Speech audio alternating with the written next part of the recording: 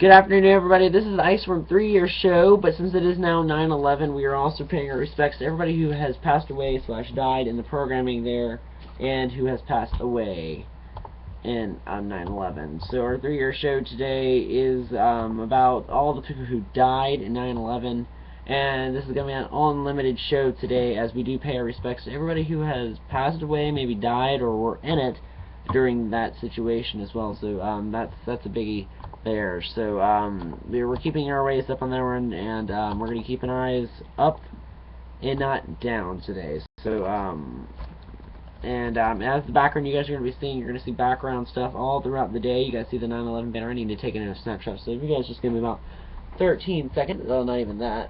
By the time I actually get my butt back here, oh, just ran out of cord.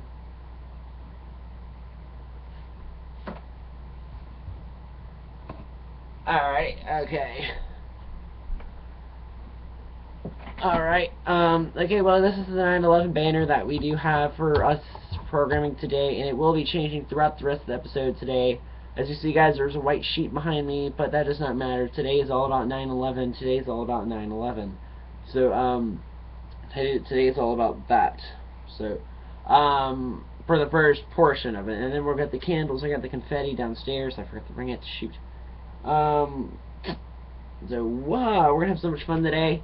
And, first day we've actually brought in the green screen in just a little bit. So, pretty amazing stuff, I guess, today. Bringing in the green screen for the first time in a while. So, yeah. So, I hope everybody's having a wonderful and happy, I guess, Memorial Day. We're going to also start the video that is going to bring out everything that's going to happen, the plan. This is actually part 1. It's a 23-minute video, so we're only going to show part 1 of it all because that's the massive part of it all. So, guys, we're going to now show you the episode. We're here live only on Iceywarm Studios. We're going to show you the episode. We'll be right back.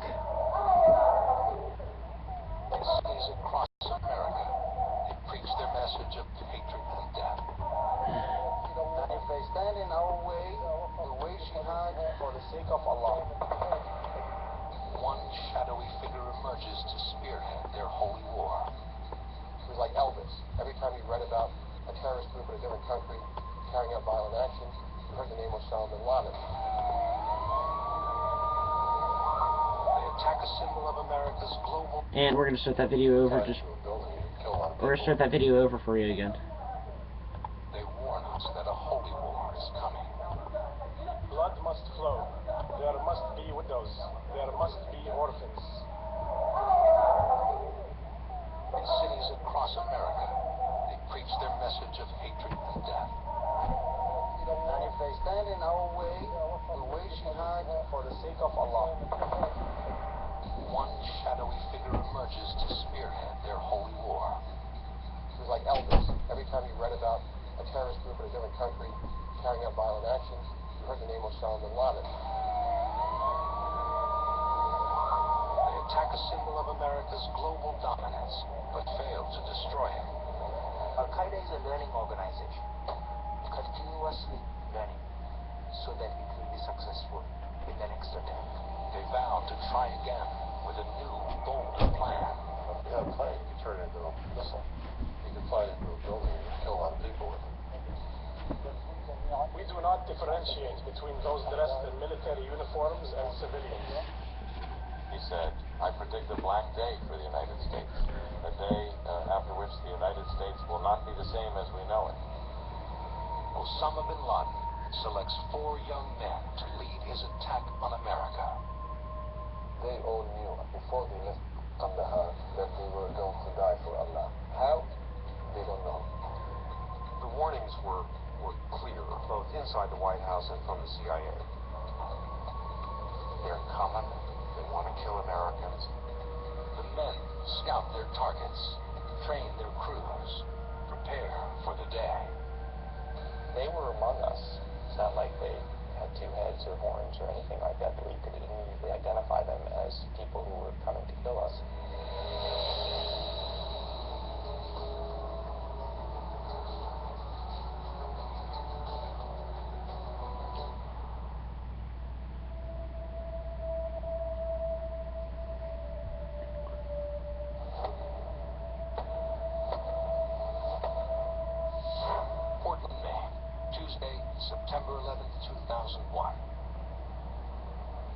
breaks through a cloudless New England sky.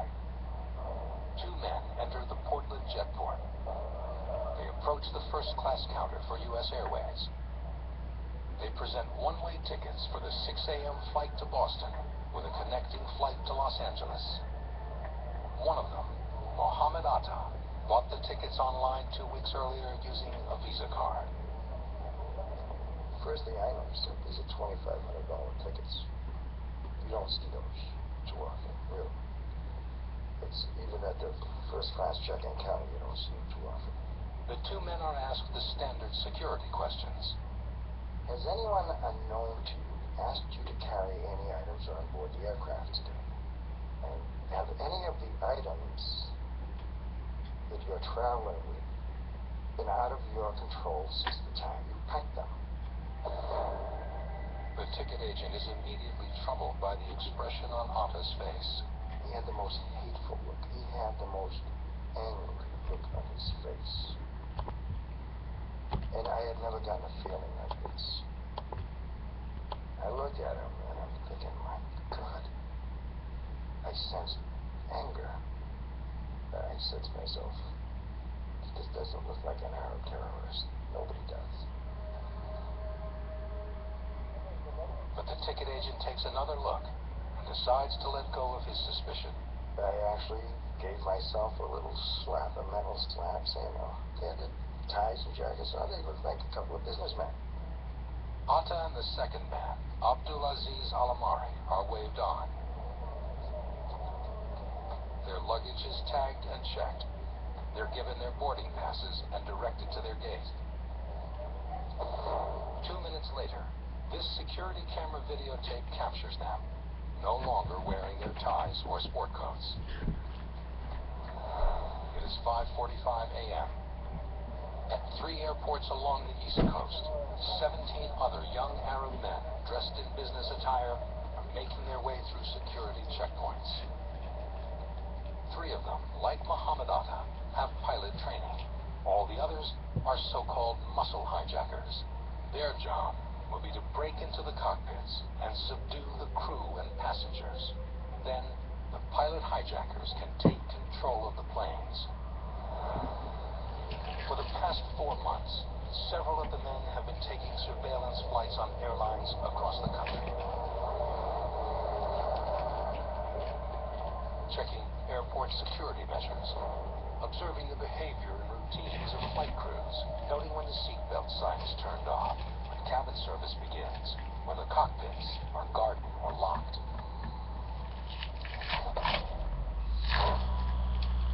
Boston, 6:45 a.m. 2 teams of hijackers, 10 men in all, begin to check in at Logan Airport. 2 of the men have difficulty understanding the security questions. Helpful counter agents repeat them until the men give the correct answers. 3 of them are randomly chosen for a luggage search, but all make it through security with relative ease. Past the security gates, 5 men board American Flight 11 for Los Angeles. Among them is pilot Mohammed Atta, who has arrived from Portland. The other 5 board United Flight 175, also bound for LA. Among them is pilot Marwan El-Shehi, the Hamburg cellmaker who knew the most about the Koran.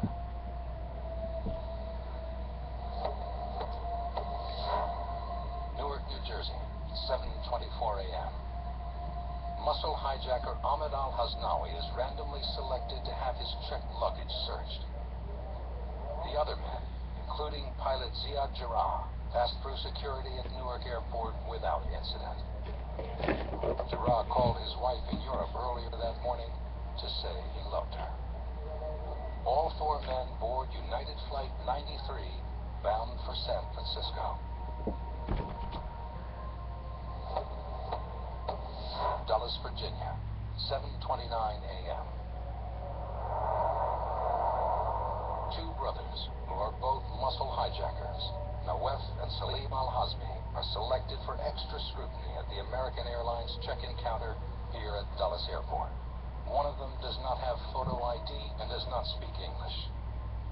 Their baggage is held off the plane until it is confirmed they have boarded. Seen here, Nawaf Al-Hazmi is checked with a hand wand. This video from a security camera shows an unidentified item in his back pocket. He is not searched further or questioned. All 5 men are allowed to board American Airlines Flight 77 to Los Angeles. 8 a.m. All 19 hijackers have passed through security checkpoints. Several men carry knives with blades less than 4 inches long, items that at the time the FAA allows on planes. The choice of transcontinental flights is key to the plot. Flights 11 and 175 carry nearly 24,000 gallons of fuel. Flights 77 and 93 carry over 11,000 gallons. 8:14 a.m. American Flight 11 and United Flight 175, both from Boston to LA, are airborne.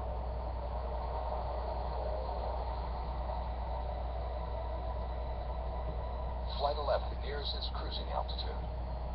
The captain likely turns off the seatbelt sign. At the front of the plane, 2 female flight attendants prepare for cabin service. In row 2, brothers Wael al-Sheri and Walid al-Sheri rise from their first-class seats. They walk up to the flight attendants and stab them. As the women lay crumpled on the floor, pilot Mohammed Atta rises from seat 8D. A passenger seated behind Atta tries to intervene, but he is stabbed, most likely by Satam al-Sakami. The hijackers breach the cockpit and overpower First Officer Thomas McGinnis and Captain John Oganowski. Within minutes, Atta is at the flight controls. The other muscle hijackers spray mace to prevent the passengers and remaining flight attendants from moving to the front of the plane. From the rear, flight attendant Betty Ong uses an airphone to call the American Airlines reservation office in Cary, North Carolina. The call is recorded. Okay, my name is Betty Ong. I'm number 3 on flight 11. Okay. Our number 1 got stabbed. Our person is stabbed. Nobody knows who stabbed who, and we can't even get up to business class right now because nobody can breathe. And we can't get the cockpit. The door won't open. What's the operations? What flight number are we talking about? Flight 12. Flight 12. Okay, so we're on flight 11 right now. This is flight 11. Flight 11. Boston to Los Angeles.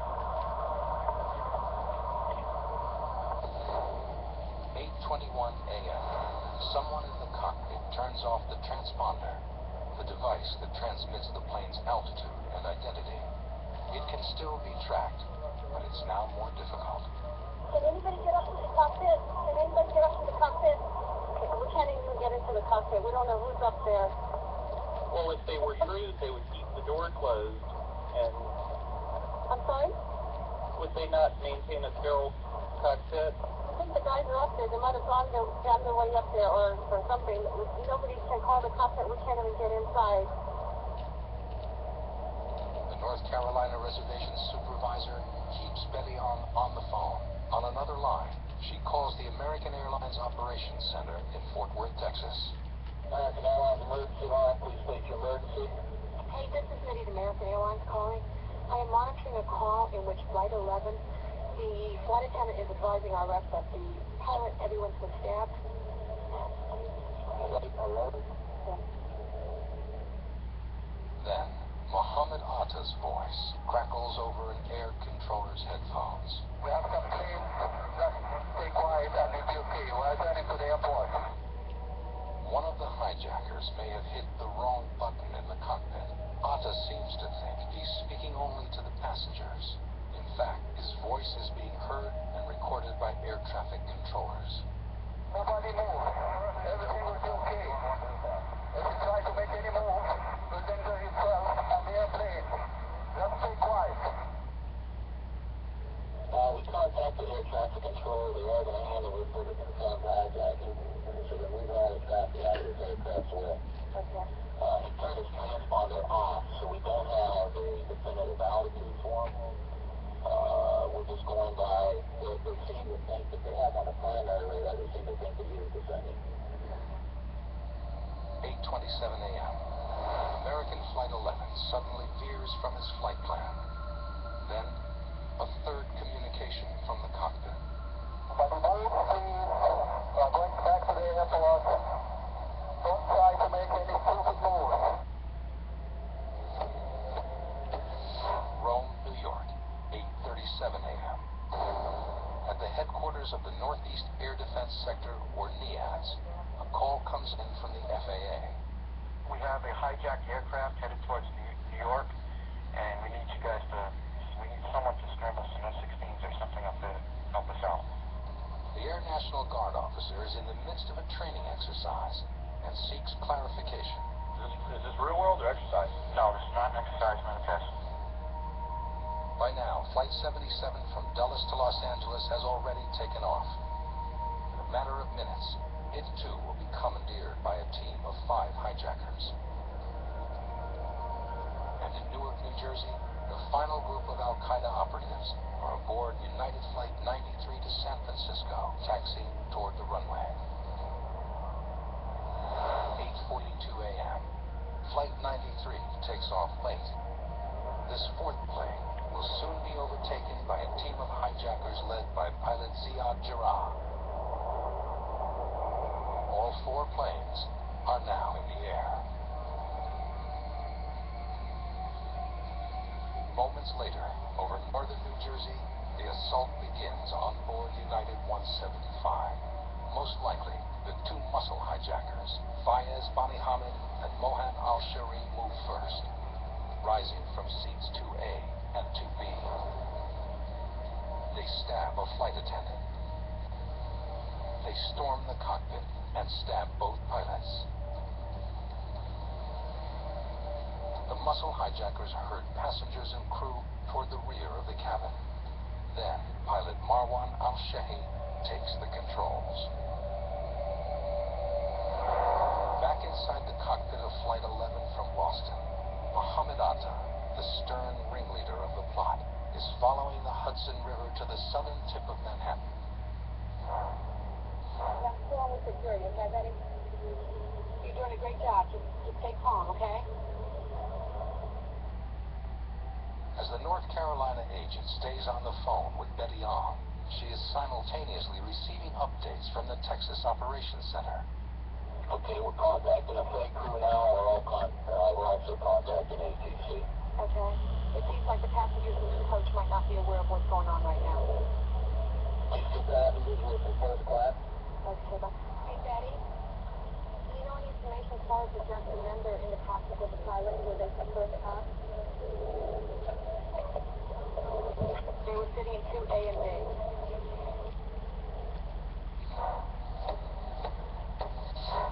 New York. This is 1010 Winds. Give us 22 minutes. We'll give you the world. Good morning. 64 degrees at 8 o'clock. It's Tuesday, September 11th. I'm Lee Harris. Here's what's happening. It's primary day, and the polls are open in New York City. When you live in New York, people say, oh, how crowded this place is. I ask myself, what crowd? There's no crowd here. This is life. This is life in the big city. You don't think about it. I mean, it's like breathing. Regular start of the day. There were a lot of trading firms, Wall Street type of trading firms that got there earlier. We have casual dress, and that day I was dressed in a suit. We're under contract to a firm, a career transition firm. It was the second day, 2-day class. I told the class Monday, I said to them, try not to be late. 8:43 a.m. American Airlines flight attendant Amy Sweeney has been on the phone with an airline supervisor at Boston's Logan Airport for 11 minutes. She reports that the passengers are under the impression that there's a routine medical emergency in first class. About 8:44 a.m., Sweeney reports, we are flying low. We are flying very, very low. We are flying way too low. Seconds later, she says, oh my God, we are way too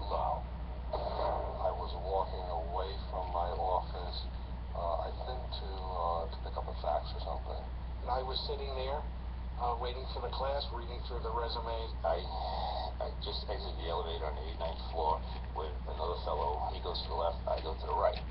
On board Flight 11, the call between Flight Attendant Betty Hong and the North Carolina reservations supervisor is cut off. What's going on, Betty? Betty, talk to me. Betty, are you there? I think we might have lost her.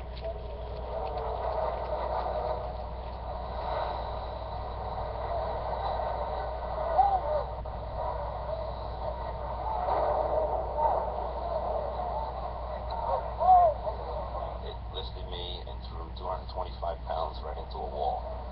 At that point in time, my life stopped. I thought we were going over. I heard this enormous explosion, and the building swayed. The ceiling collapsed. And I remember the resumes starting to fly out of the room. I'm sitting there and a resume just passes me by and stays in the middle of the air, so much so that I could read the name, and then it floated by. American Flight 11 has ripped through floors 93 to 99 of the North Tower of the World Trade Center. Over 20,000 gallons of jet fuel ignite. The inferno roars down at least one of the building's elevator banks. It explodes on floors 77, 22, and the west side lobby. All three of the building's stairwells become impassable from the 92nd floor up. 8:51 a.m. As American Flight 77 from Dulles nears the border of West Virginia and Ohio, the third group of hijackers makes its move. The men wield utility knives as they storm the cockpit. Hani Hanjour, the Saudi pilot who was trained in American flight school since 1996, takes control of the plane. 8:54 a.m. Hanjour diverts the plane from its flight path to Los Angeles. He heads south and then back east toward Washington, D.C.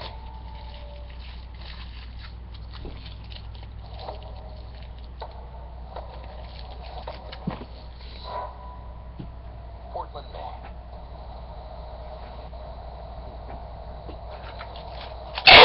The ticket agent who checked in Mohammed Atta and Abdulaziz Al-Amari has just learned about Flight 11 from a colleague.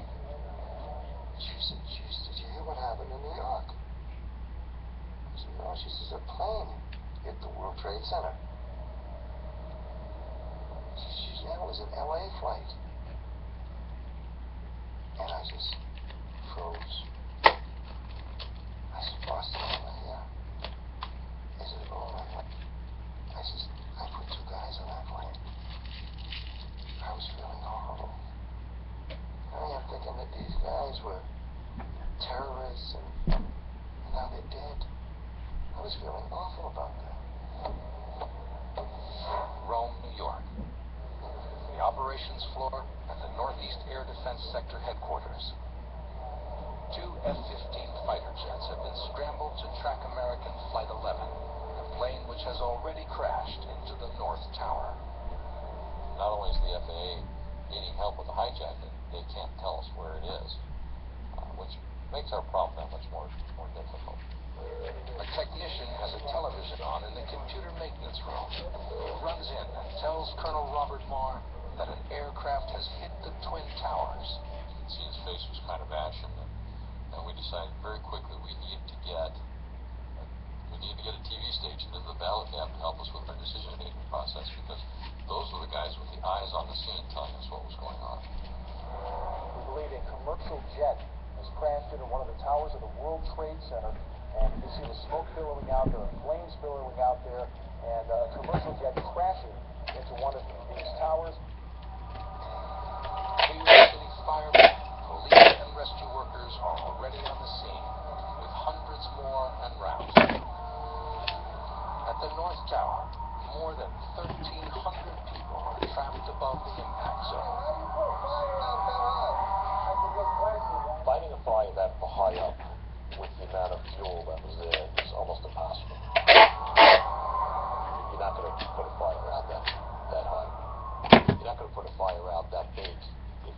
cornfield in the middle of Nebraska.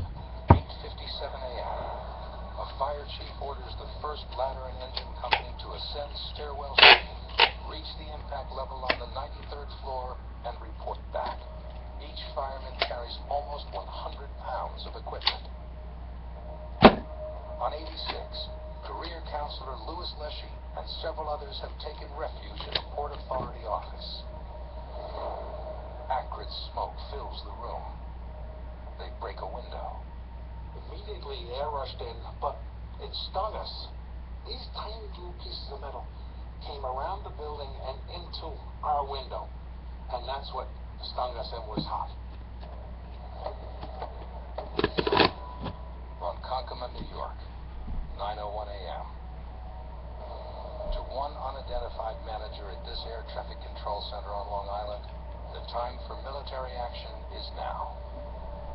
We have several situations going on here. It's escalating big time, and we need to get the military involved with this. We're involved with something else. We have other aircraft that may have a similar situation going on here.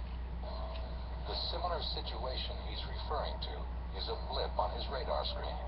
It shows that United Flight 175 from Boston, originally bound for LA, is now over central New Jersey, and it's headed for lower Manhattan.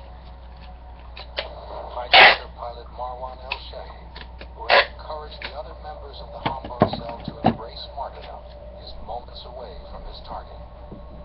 Good morning, and it is not a good morning in New York City. A major disaster, a plane crash into the World Trade Center. In the skies over New Jersey on United Flight 175, software salesman Peter Hansen is huddled with the other passengers in the back of the plane. He calls his father and describes the situation. A flight attendant has been stabbed. The plane is flying erratically. Some passengers are vomiting. He says, I think they intend to go to Chicago or someplace and fly into a building. Don't worry, Dad. If it happens, it'll be very fast.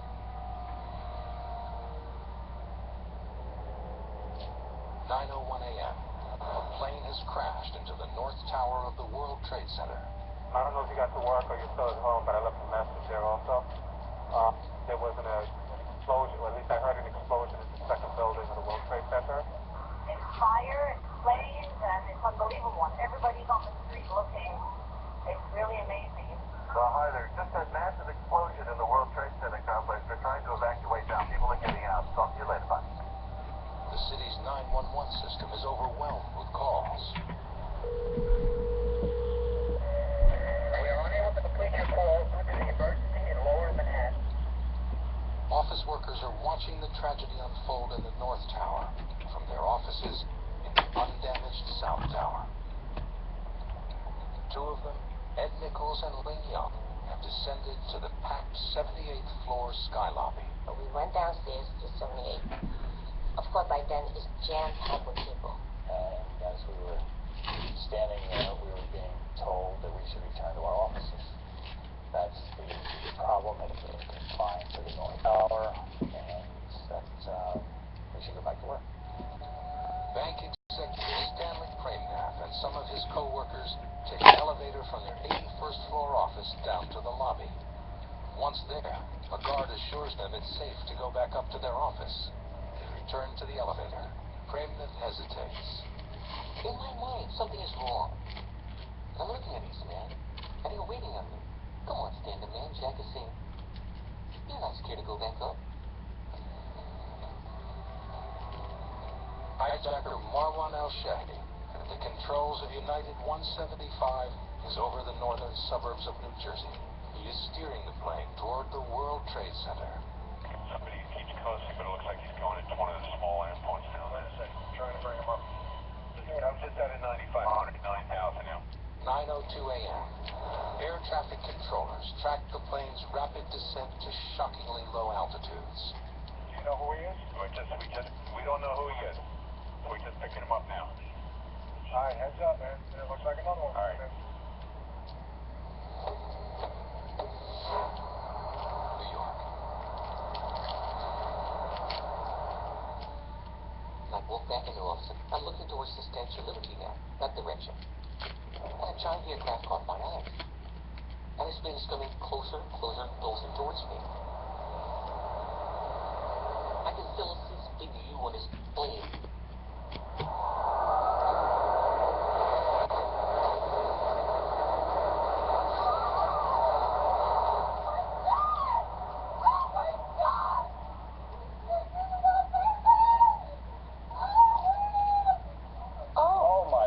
There's another one. Seems to be on purpose. It's 9:03 a.m.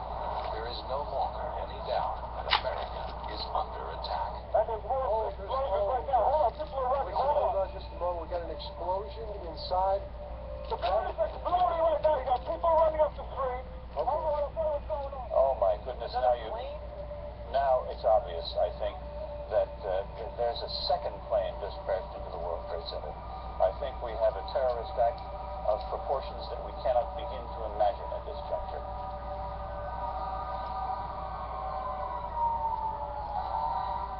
The plane smashed into the building. The bottom wing sliced right through my office, and the plane wing is stuck in the office door, 20 feet from where I am. Oh, good Lord. This is terrible. It was just a tremendous force of pressure. It's just like all hell breaking loose. Every wall was knocked down, broken up like matchsticks. I looked around. I said, "You don't see anything. All you see is these people laying around. They all gone. All I know is there's a land of dead people. And then there's a couple of us who's alive. And I said, oh my God, what are we going to do?" And just moments ago, so maybe 18 minutes after the first impact, the second tower was impacted by another, what appeared to be another passenger plane.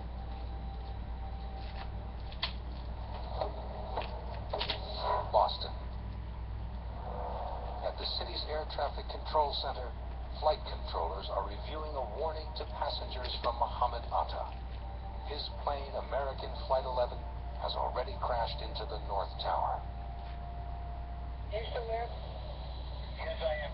I'm going to reconfirm with downstairs that as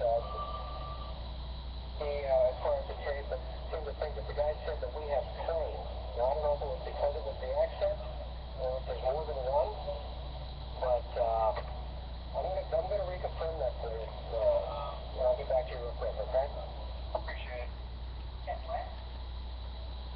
Planes as in plural.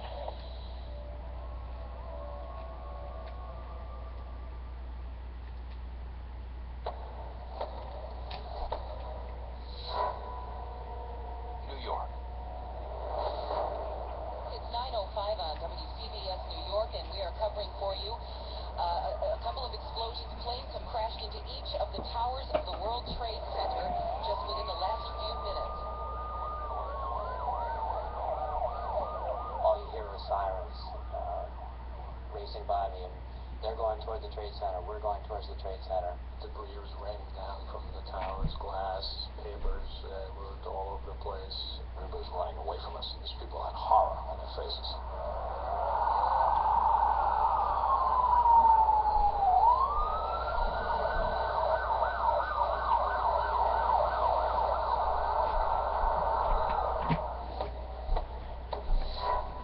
Sarasota, Florida, 9:05 a.m. President Bush is visiting a second-grade classroom at the Booker Elementary School. White House Chief of Staff Andrew Card enters the room. He whispers in the president's ear. A second plane hit the second tower. America is under attack. According to the 9/11 Commission report, Bush remains in the classroom for 5 to 7 minutes as the children finish a reading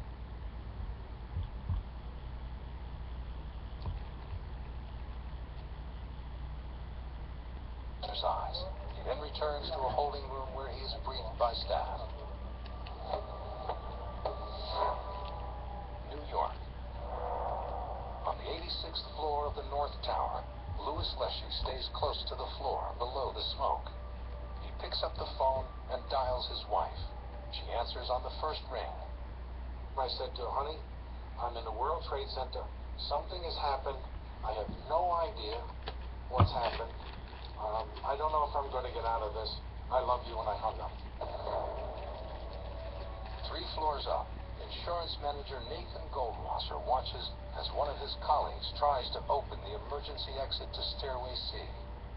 He was banging with the side of his body to try to, open the door.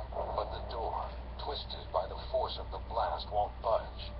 1 floor below, Port Authority Construction Inspector Pablo Ortiz and 2 of his co-workers hear the pounding. Suddenly someone from the other side says, get away from the door. We just naturally backed off. And the next thing I remember very clearly was a crowbar came through the drywall next to the door. The crowbar loosens the jammed door. Goldwasser and others are able to push it open and descend to safety. Their rescuers remain on the 89th floor, checking offices for trapped employees. As they search, Pablo Ortiz discovers 11 people gathered in Walter Polipiak's office. A fellow appeared in my door who I recognized, but I did not know. When he said, let's go, I didn't ask questions. I just got up and followed his instructions and followed him out into the hall. Ortiz leads Polipiak to the open stairwell. Then he joins his co-workers as they continue in their search. On the 86th floor, they find Louis Leshy. You couldn't see anything. And someone said, anybody in here? And we said, yes. They said, all right, this way. And that's what you did. You followed. Pablo Ortiz and his colleagues lead dozens of people to stairwells. Not once do they choose to follow them down. That's the difference between people like me and heroes who stop and say, is there anybody I can help get out? I don't know. Heroism is someone maybe who's so frightened that gets fed up and says, damn it, I'm not going to let this happen, not only to me, but to somebody else. Ortiz and his co-workers are last seen on the 78th floor, continuing their methodical floor-by-floor sweep. Rome, New York, 9:08 a.m. The headquarters of the Northeast Air Defense Sector, or NEADS, the Air National Guard officers know they are at war. We need to talk to FAA. We need to tell them that this stuff's going to keep on going. We need to take those fighters and put them over Manhattan. That's the best thing. That's the best play right now. NEADS orders 2 fully armed F-15 fighters, which have been circling out over the Atlantic, to head to New York City. New York. In a stairwell in the South Tower of the World Trade Center, near the impact zone, financial broker Brian Clark hears a strange noise. I was distracted by this banging noise inside the 81st floor, and I strained to hear the stranger voice yelling, help, help, I'm buried. Is anyone there? I can't breathe. The voice belongs to Stanley Pregnant. His office suffered a direct hit when United Flight 175 sliced through the South Tower. By this point, I'm swollen. 95% of my body is black and blue. I'm covered in blood, struck on with pulverized cement. I couldn't see anything until suddenly, just 2 feet in front of me, was this hand waving, and I froze. It sort of startled me. And we realized that the only way out was for him to go up and over this wall. I can't do this. Think about your family. You must do this. I can't do this. Try, and I'll catch you from the other side. I jumped the first time. Tried to grab on top of that wall, but I missed. I said, you must do this. I was emphatic. Up he came. I somehow hooked under his armpit or around his neck and lifted him up with all my strength. The next thing I knew, I'm lying on top of this man, and I reached down, and I grabbed him, and I gave him a kiss. And I sort of backed up a bit, and I said, I'm Brian. And he said, I'm Stanley. I said, well, I'm Stanley, let's go. 9:19 a.m. United Flight 93 to San Francisco is over central Pennsylvania. A United Flight dispatcher composes a text message warning to other United planes in the air, informing pilots about the terrorist attacks at the World Trade Center. But because that same dispatcher is responsible for multiple flights, his message won't be transmitted to Flight 93 for 4 more minutes. American Flight 77 from Dulles is now over Northern Virginia. Passenger Barbara Olson a prominent conservative commentator calls her husband Ted at his office in Washington. Ted Olson is the Solicitor General of the United States. She told me that the plane was hijacked, and she and the other passengers had been herded to the back of the airplane. At some point, the call was broken. The phone went dead. New York. The South Tower of the World Trade Center. Hundreds of people who had been waiting in the 78th floor sky lobby when the plane hit are now dead or badly injured. Tax auditor Ling Young is severely burned and in shock. It just completely like a war zone. Then I see a woman next to me, and she couldn't move. She said, "Help me." I said, "I don't know what to do." I said, "Why don't you just stay still? Don't do anything. Wait for help." Young and her co-workers do not wait for long.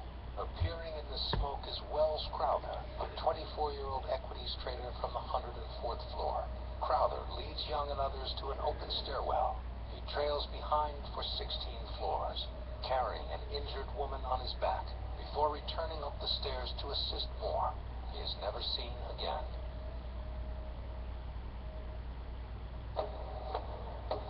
Rome, New York, 9:21 a.m. Niaz has still not been told that American Flight 77 from Dulles to L.A. is a hijack. In fact, officials cannot even keep straight which planes are in the air and which ones have already crashed into the World Trade Center.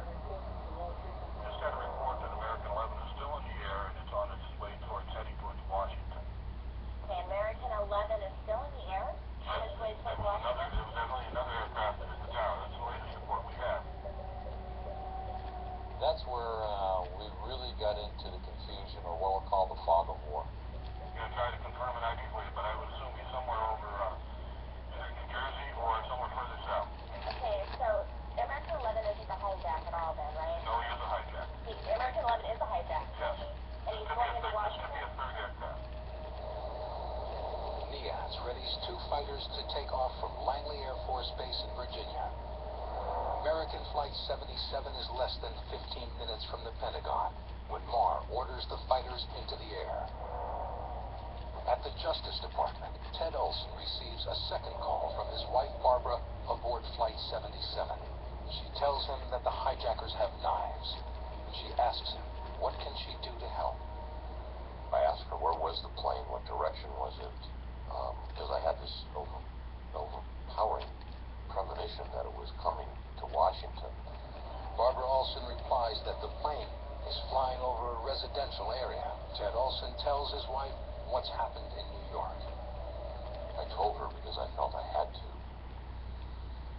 So I, in a sense, had to tell her that how bleak the situation was. At some point, that call just came to a stop, and again, the connection was broken, and I didn't hear from her again.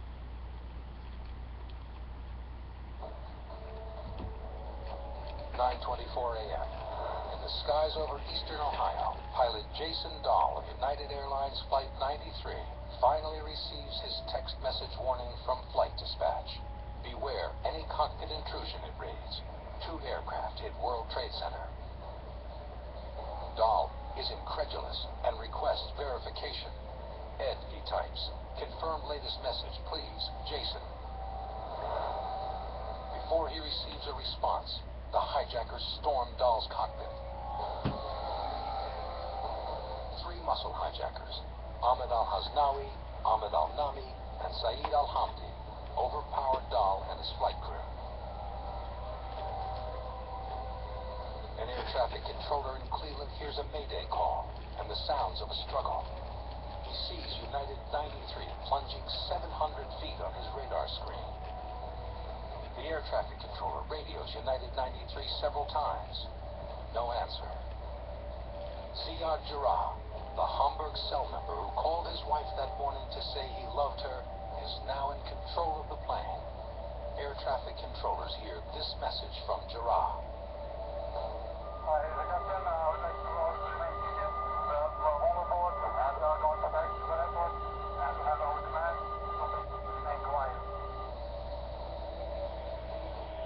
class, passenger Tom Burnett calls his wife Dina by cell phone. He speaks calmly. Dina can hear commotion in the background. My first words to him were, "Tom, you're okay." And he said, "No, I'm not. I'm on an airplane that has been hijacked." And for a brief moment, I tied all of that together, realizing that he was part of what was going on television. Burnett tells his wife that hijackers have stabbed a passenger and taken over the plane. He asks her to contact the authorities and hangs up. I remember standing in the middle of the kitchen with the children around me asking to talk to their dad, and I felt paralyzed. Who do I call? Who do I call for a hijack?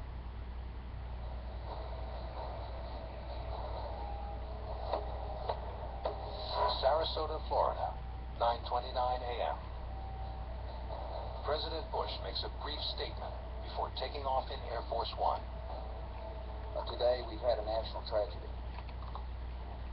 2 airplanes have crashed into the World Trade Center in an apparent terrorist attack on our country. Right now, what there is there's a crush of emergency vehicles and rescue vehicles, but they don't seem to be quite organized in any direction. There's fire. While news of the World Trade Center attack is broadcast around the country, firemen are making their blind ascent in the stairwells of the Twin Towers. 78 seems to have taken the brunt of the stuff. There's a lot of bodies. They said the stairway is clear all the way up, though. All right, 10-4, Scott. What floor are you on? 48 right now. All right, keep walking. We're coming up behind you. I'm going down, and there was a point where we stopped, and this fireman is on the same step as me. He looked at me, and I looked at him, and that look, he knew where he was going. I didn't. And that's what I found very, very interesting. He knew exactly where he was going, and he didn't miss a goddamn step. And I knew where I was going, and I was tripping. And I thought that was magnificent.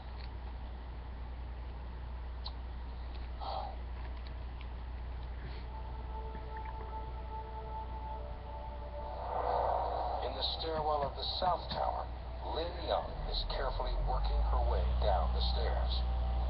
On the 51st floor, Young meets Fire Marshal Ronald Buca and his partner. Buca knows the World Trade Center well. He kept a set of blueprints in his locker after investigating the 1993 bombing, convinced that terrorists would one day return to finish the job. His partner stays behind to assist Young as Buca continues climbing stairs 2 at a time toward the impact zone. Outside, news cameraman Jack Teliercho has gained access to the plaza between the 2 towers. The plaza was completely empty. There was debris everywhere.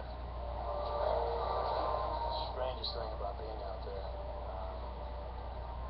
was that the music that normally would play out in the plaza, so this outdoor music, was still playing on the loudspeakers.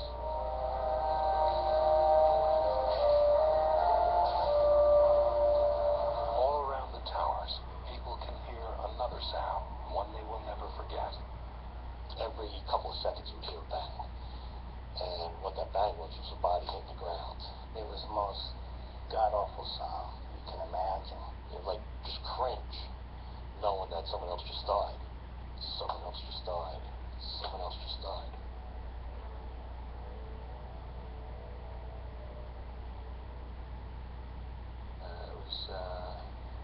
It was tough to see that. It was, I witnessed at least 20 people deciding to, free themselves from whatever hell they were in and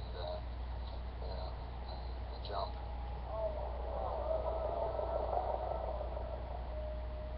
There was one girl in particular I remember. This woman came out on some kind of a jagged beam. Glass blew out, flame shot out, black smoke. The fire had now reached her floor. And she's standing there, and I guess she gave up hope. And she blessed herself, and she looked up to the sky and put her arms out, stretched her arms out, and just jumped. I looked up and I saw sort of like a waving way up on like the 90th floor. There was a man wearing a suit, and he was hanging out of the window and waving his suit jacket frantically, like trying to call for help. He walked out onto the ledge, and behind him was a raging inferno. And after a few seconds, he started to kind of climb down the face of the building. And as he was climbing down, it looked like he had some kind of rope or something. So he's making his way down, and then he lost his grip.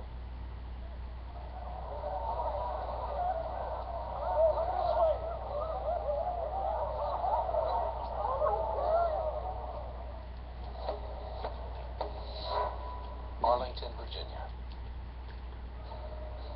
Inside the Pentagon, Lieutenant Colonel Ted Anderson reports to work and learns about the World Trade Center attacks. I really started to feel uncomfortable. Started to sweat. Hair on the back of my neck, was frizzed. 9:34 a.m.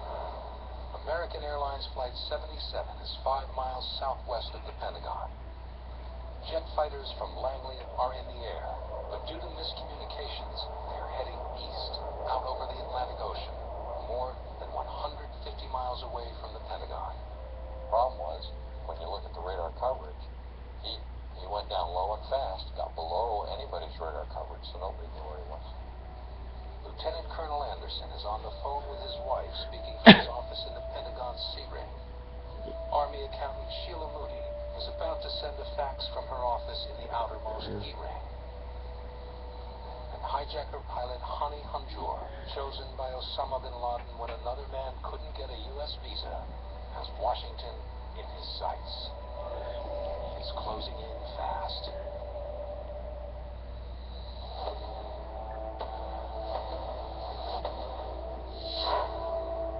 New York. There has been a massive loss of life in New York City this morning. This makes the World Trade Center bombing of about 9 years ago look like a relatively minor incident. The Twin Towers are in flames. Phone lines are jammed as people inside the towers and out try to reach loved ones, perhaps for the last time. Lydia, I saw it. I saw it. The explosion. I just need to know that you're okay, sweetheart. Before you wake up right now, turn on the news. Turn on the news right now. I'm so worried about you. Where are you? I hope you're okay. I hope you're on your way over here. I'm in the World Trade Center. The building was hit by something. I don't know if I'm going to get out, but I love you very much. Communication is difficult for firefighters as well.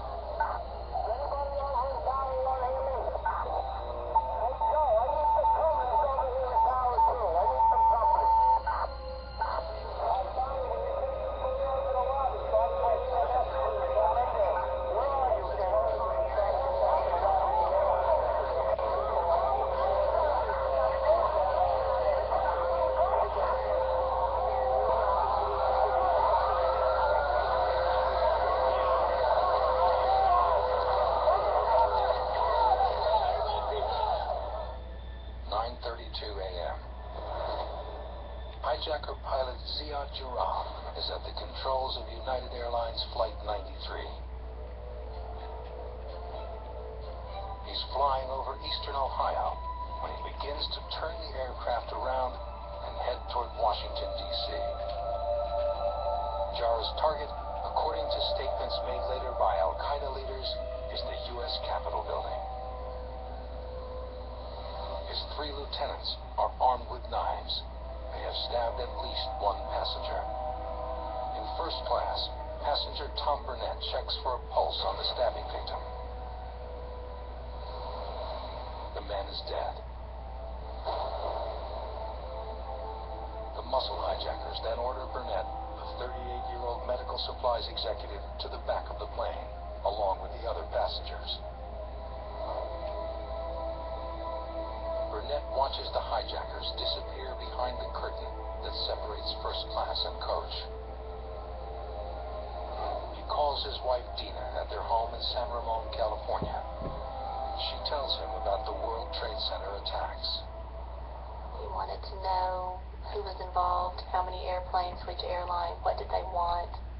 The news spreads among the passengers. Salesman Jeremy Glick phones his wife Liz. They will stay connected for the next 26 minutes. He asked me if this was true. I hesitated for a minute, and then I told him, yeah, it's true. There are crashing planes there. He asked me if I think the guy who claims he has a bomb really has a bomb, and I said I don't think it is a bomb. I think he's bluffing you. 9:34 a.m. 5 miles west of the Pentagon, American Airlines Flight 77 begins rapidly descending from an altitude of 2,200 feet. Hijacker pilot Hani Hanjour aims the plane's nose at the Pentagon and punches the throttles to maximum power. American 77 plunges toward its target at 530 miles an hour. I remember hearing the sound of an airplane engine, that whistling sound when they're descending, that. Firefighter Alan Wallace is fixing his truck along the Pentagon's west perimeter outside the heliport fire station. He and a colleague look up in time to see the plane hurtling toward them. Skipper and I had enough time for me to yell, "Let's go." 9:37 a.m.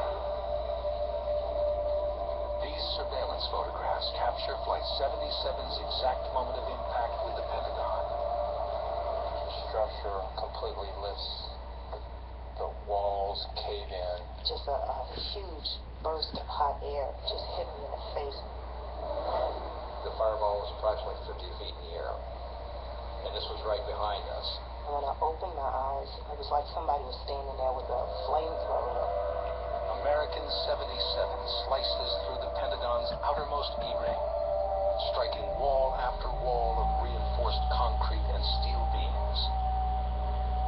The fuselage disintegrates as it plows through the D and C rings.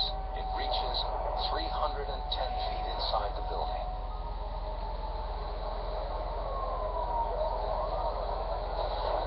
Fireballs ricochet along the corridors. People scramble for a way out through the flames. There was a window to the right of me, and I tried to hit it with my hand to see if I could break it, but it was a tempered glass. I remember I left a blood print of my hand on the window. In the C-ring, Lieutenant Colonel Ted Anderson, a veteran of Desert Storm, leads a group of 50 people to the emergency exits. Security guys came running down the hallway and said there are shooters in the parking lot. And I just refused to believe that we were under small arms attack from the mall. So I kicked open one of the security doors myself and screamed for everybody to move my way. Sergeant First Class Chris Bremen, an Army Ranger, evacuates from an undamaged section of the Pentagon. Bremen sees black smoke rising over the building. He sprints to the crash site. It had every bit of the sounds of combat. The smells, the screams, and the horrors. As I looked up, I just said, "Dear Lord, give us the strength for what I'm about to do." Sergeant Bremen runs towards the inferno. So does Lieutenant Colonel Anderson. The breach in the Pentagon is 2 stories tall and 75 feet wide. Together, Anderson and Bremen climb through a broken first-floor window near the explosion. They begin pulling out survivors. As we were going through the smoky hallways, there was a bright light that ran in front of us. That's when Sergeant Bremen yelled for me, "Sir, Help me. There was a human being. He tripped and fell forward, and we jumped on top of him. The entire front portion of his body had literally been burned completely off of him. There was no color in his eyes. And I thought, my God, he doesn't have any eyes. As Raymond and Anderson carry the man outside, he pleads for them to help his co-workers. He's screaming, you've got to get these people out. They're behind me. There are people behind me. So, immediate reaction is to hand him somebody and get back in there. 50 feet from the point of impact, Army accountant Sheila Moody is trapped inside her office. She's surrounded by flames. The smoke and the fumes started taking my breath away, and a voice in my head just said to clap your hands. So I started clapping my hands together as loud and as hard as I could. Moody feels herself losing consciousness. Sergeant Chris Raymond slips through a gap in the wall. And I just yells, anybody there? Is anybody there? And that's when I noticed a woman on the ground. I could see just through the smoke for a split second, and then I reached over. All I remember is I was reaching through the clouds, grabbing her. Raymond carries Sheila Moody out of the building and delivers her to medics.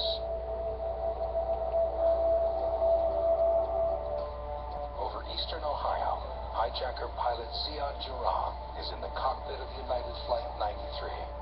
His target is the U.S. Capitol building. This time, America's last line of defense becomes the passengers themselves. Tom Burnett and Jeremy Glick are among those who will lead the charge. He told me he was putting a plan together to take back the airplane. He had told me, all right, the guy with the bomb looks kind of small. He's no match for me. I could take him. Arlington, Virginia, 9:45 a.m. A scene that is eerily reminiscent of what we saw at the World Trade Center. Thick black smoke now emanating from the Pentagon.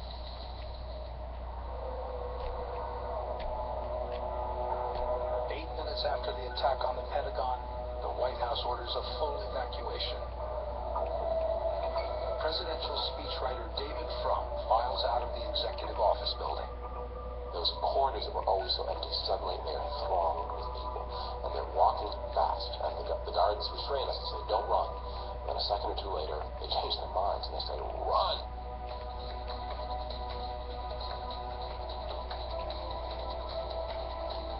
From a bunker underneath the East Wing, Vice President Dick Cheney has phoned President Bush in Sarasota, Florida. He urges him not to return to Washington. The plan is for the president to stay in the air until it's safe to return to the White House. Cheney has put into action a contingency plan developed long ago for how the White House should respond in the event of a nuclear strike.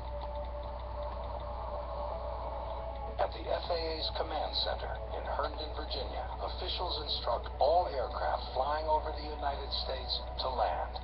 It's an unprecedented step. During the next 3 hours, air traffic controllers managed to safely land 4,500 planes at airports across the U.S. and Canada.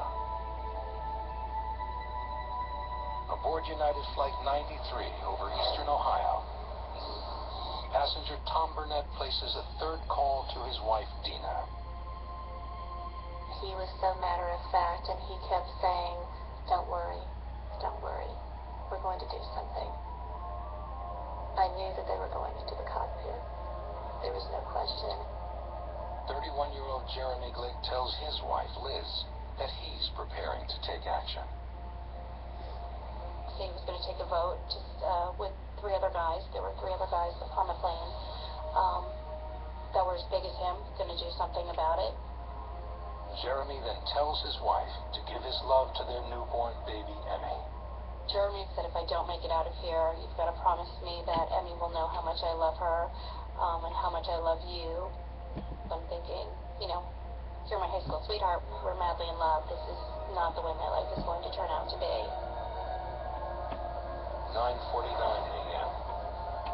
FAA officials in Virginia contact their Washington headquarters. A about sending fighter jets to find and intercept United 93. The unspoken question is, will the Air Force have to shoot down the hijacked plane? Do we want to think about scrambling aircraft? Oh, God, I don't know. That's a decision somebody's going to have to make probably in the next 10 minutes. Everybody just left the room. While indecision paralyzes officials on the ground, the passengers on United Flight 93 are gearing up for a revolt. They'll have to lead a charge, single file up one narrow aisle, and overcome 3 hijackers with knives before reaching the cockpit. I asked him what else I could do. He said, pray, Dina. Just pray.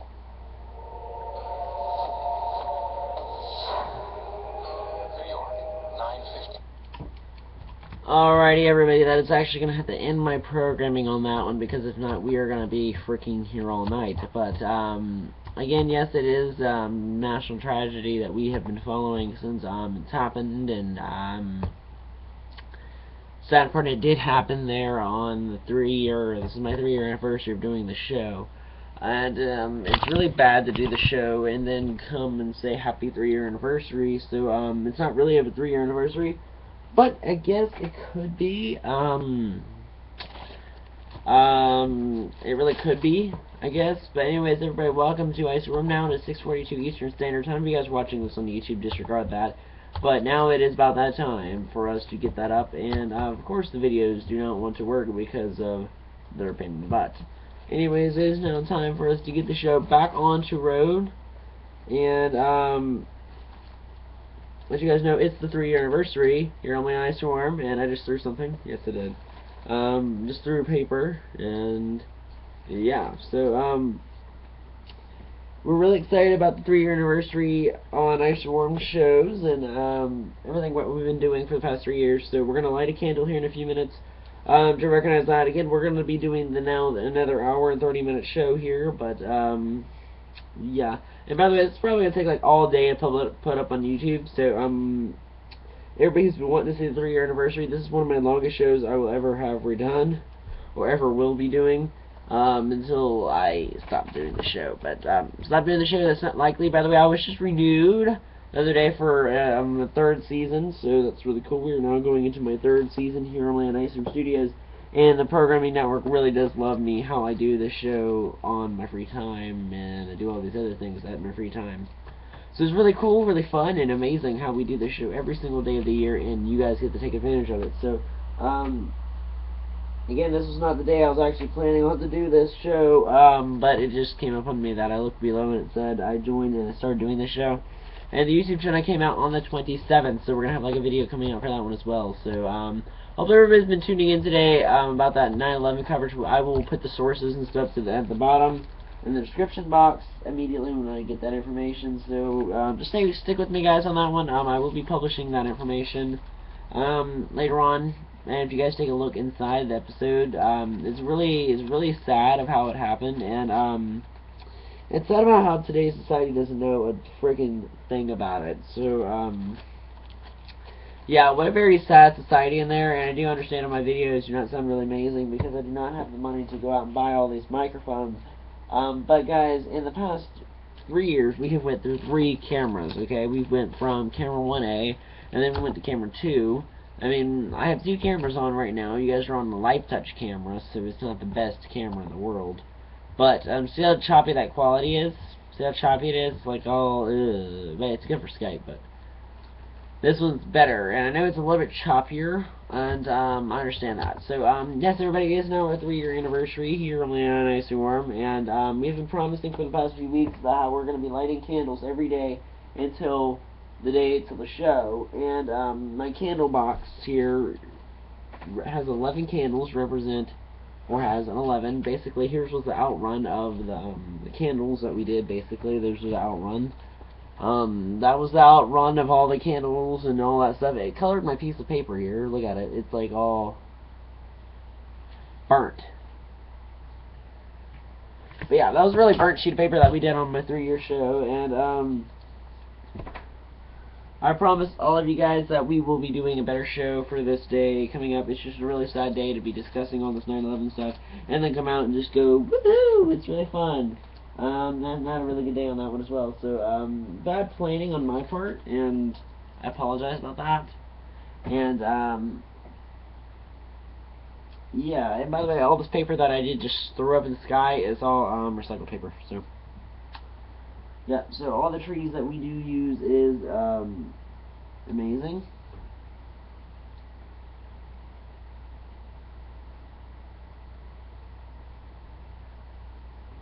All the trees we use are all amazing and they don't do anything. So, yeah, we do not just burn down trees just to burn down trees. And yeah, we use paper that we get in the mail, not credit card information, sad face, right?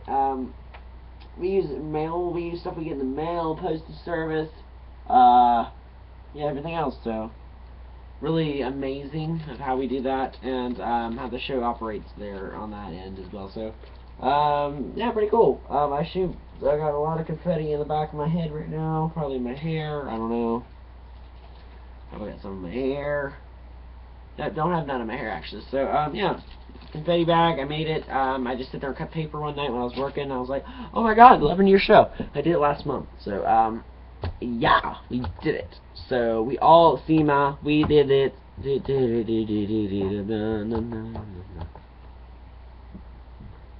Anyways, yes, if YouTube flags me for this copyright, I do have rights to the program that we showed today, so just a heads up for everybody on what we did.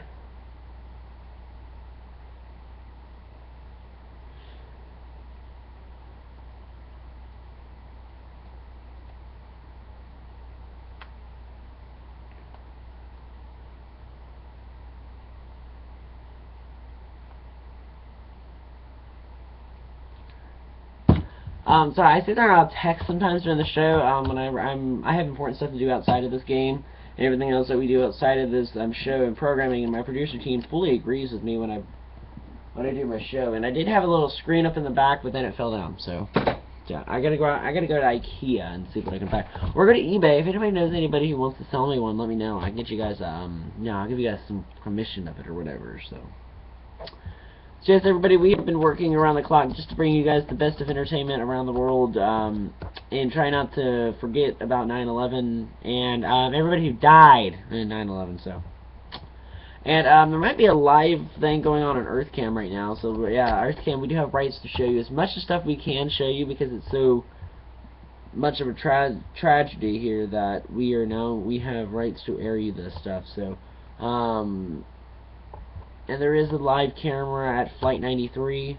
We're going to go live there at World Trade Center in New York City right now. This is a live webcam coming straight from New York, I guess. And this is from the Freedom Tower, which is expected to come out, and I hope it has more areas to escape. So everybody just take a look there on what the Freedom Tower is doing. This is a live image coming live from New York City. This is one of the most observant towers right now in the world, but we're getting their Flight 93 Memorial is also in another one that we have to be watching. Another attack on, I think we should, oh my god, friggin' Moscow, I don't friggin' care about them, they don't go or something, you know? Oh my god, okay, there we go, okay. Pennsylvania, Shanksville, Pennsylvania, we did have another Flight 93 Memorial service was planned today. A lot of people are there. Of course, Flight 93 happened there. We do have the team who's there. Flight Memorial, just one of the worst days in history. It basically happened on our soil, and it should have not happened. By the way, we're gonna go live now to World. We're gonna go live to see what the what it looks like, you know, in Times Square right now. Is it crowded? Is it memorialish? I don't know. What's going on in New York? That's all I want to know. Anyways, live camera coming from New York City right now shows us that it is gloomy, and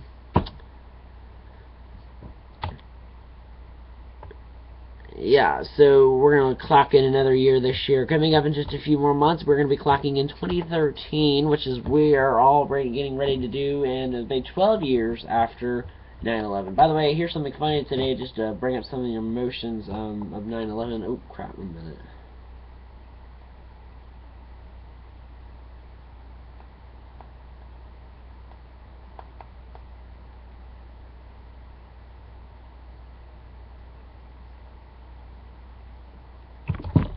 Alright, so, candles, and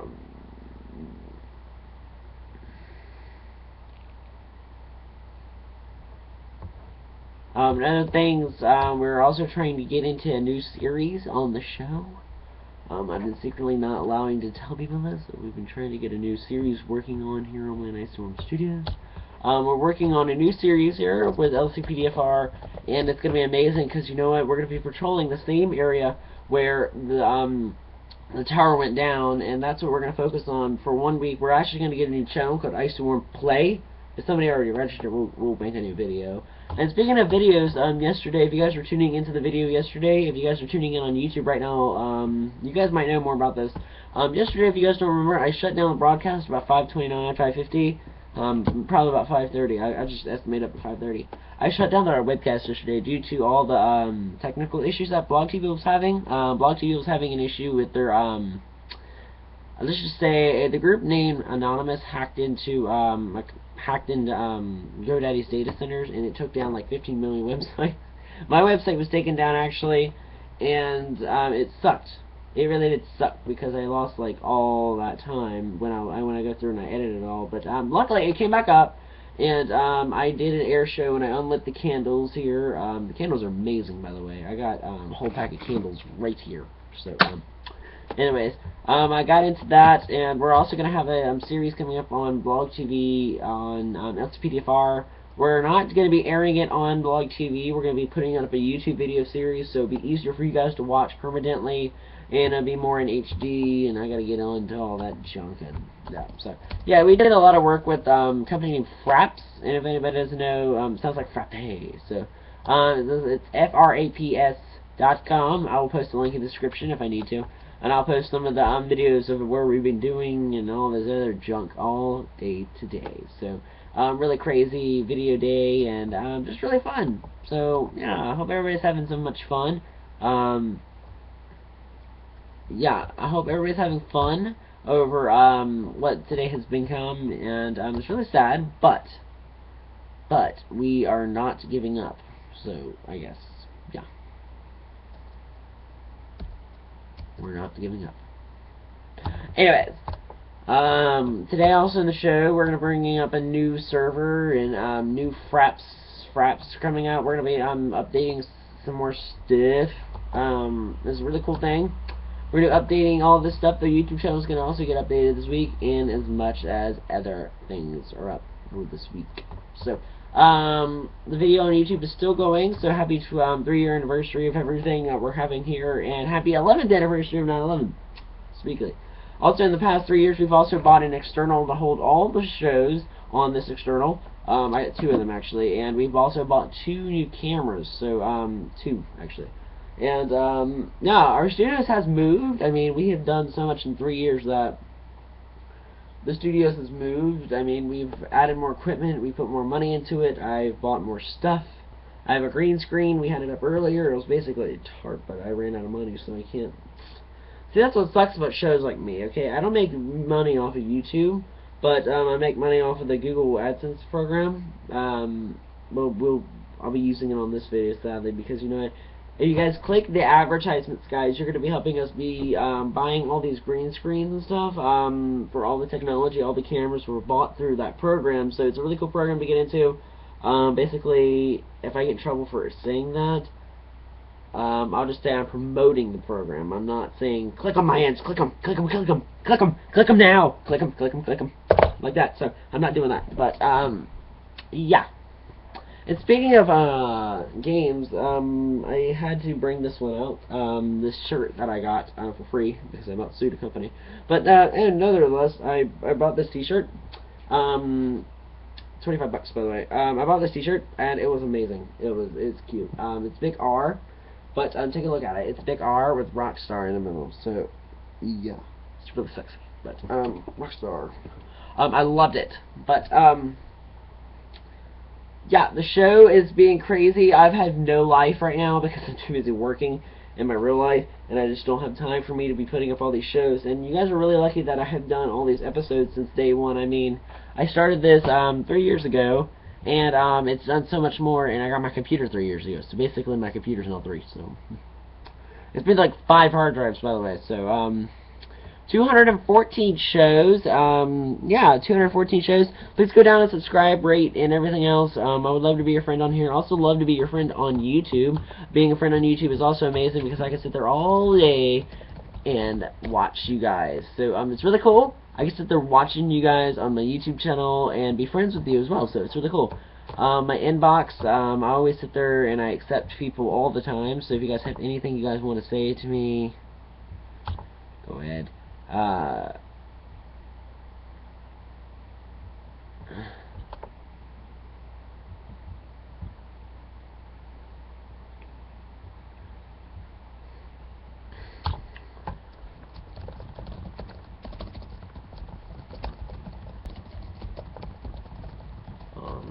By the way, if you guys comment on the videos, I do try to respond to you. Might not be the exact time because YouTube's all messed up with their commenting systems and blah blah blah blah. And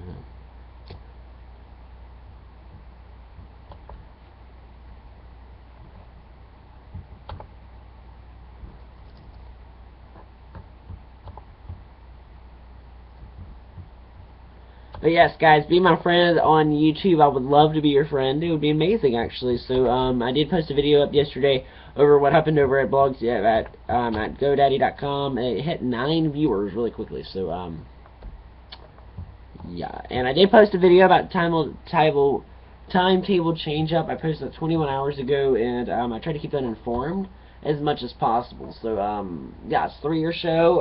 I try to keep that much as possible because we have like 120 something videos now, and I only have 1,000 views. Speaking of that, please subscribe to me on YouTube, Facebook, Twitter, and everything else. You guys can always find me by typing in this following thing. Follow me at twitter.com/Iceywarm.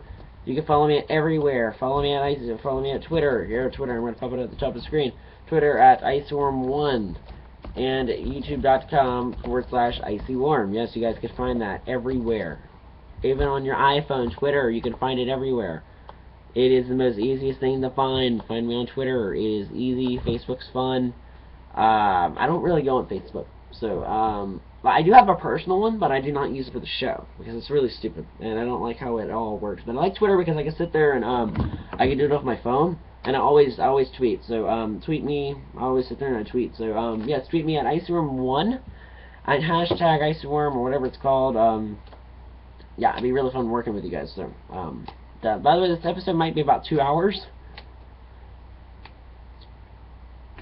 About 2 hours. Yeah. So yeah, the show might be about 2 hours today. Twitter. Follow me on Twitter. I'm going to read some of your Twitter feeds. If you guys just go on Twitter, twitter.com/Iceywarm. Iceywarm1, by the way. So it's not, yeah, so, no. And we're posting all day about 9/11. I've been posting since, I don't know, like 8:30 this morning. And I try to post when I'm at school. When I'm not at school, I try to post. If I'm not at school, I'm still posting. So you guys keep that in mind. I still post no matter what happens. I'm still alive. I'm not dead. So, yo, I'm not dead. So,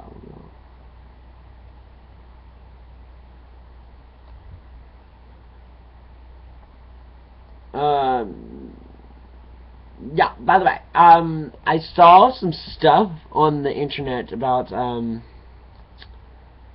it works, and by the way, I got more followers over the weekend. I like to say thank you to everybody who's been following me, liking me. It's really fun to have you guys liking me because it means that I can work just a little bit more. So just a little bit more. And I do have more people providing following me on Twitter. After I made that issue over to what was GoDaddy, I got like 3 followers over that because I made fun of them. It was really funny. I made Twitter, I tweeted, and I was like, oh my god, really, man? I was like, seriously, right? Because, you know, my domain went down too, and it made me really mad because my website's overloaded with bandwidth stuff, and speaking of that, I gotta pay for that.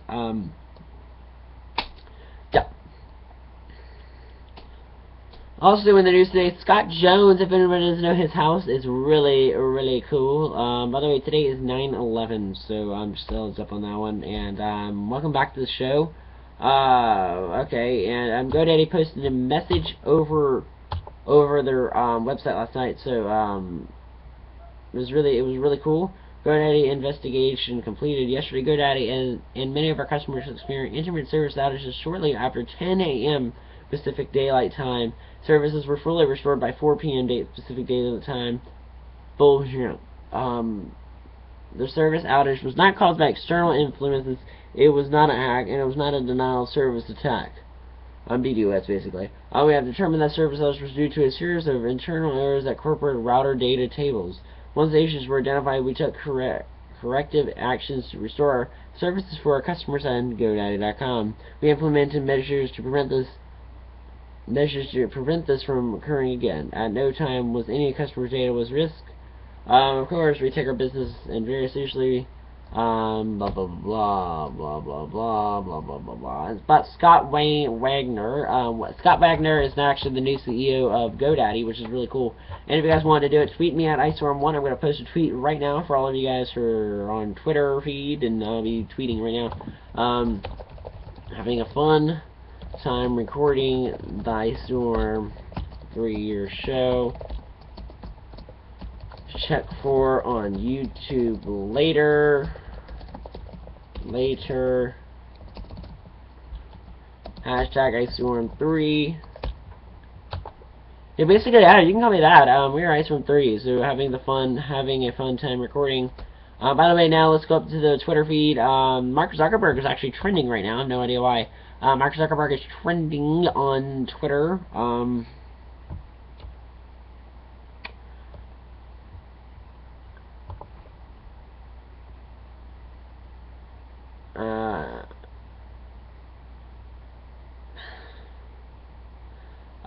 Now, so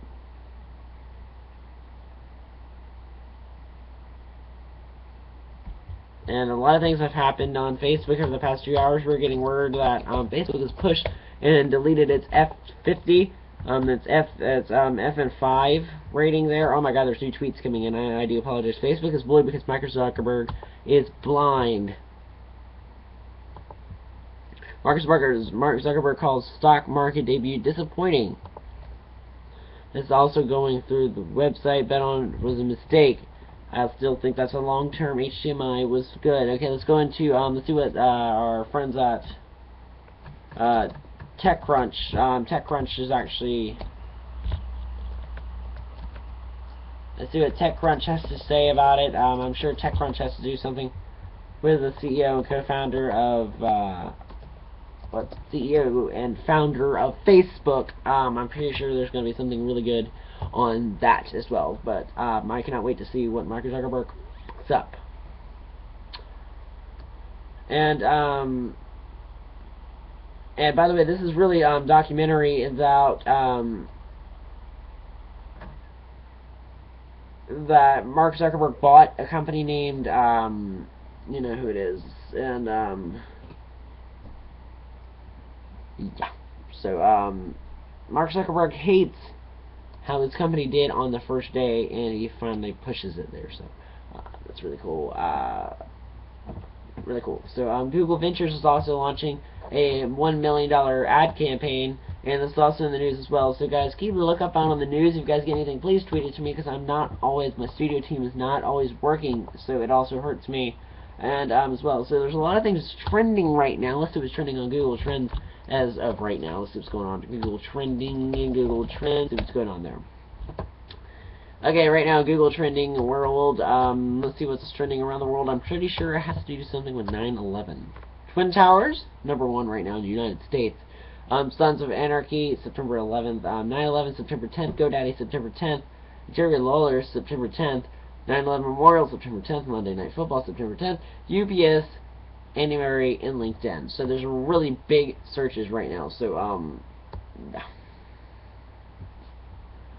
Twin Towers right now is at 50,000 plus searches today, and yeah, Sons of Anarchy 9/11 is also really trending right now, and we try to keep a trend, and it does update every day. So you can also see. That's what I like about it. Yahoo trends a lot. So trending. Let's see. I want to see what how much Apple has been trending this month. Okay, I just want to see how bad Apple's been trending. Apple's been trending a lot in the past few days because you know what they've been doing, right? Tomorrow, Apple is having a big news conference. This news conference is applying to only people in the San Francisco area. This news conference is also going to be telling you more about a potential iPhone tomorrow. If the iPhone 5 does come out, we're going to break into news there, and I'll be breaking in at 5 o'clock on that one.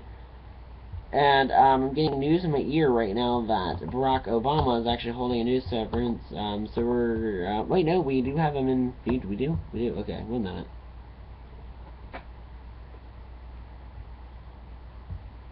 And, of course, the sound bit failed.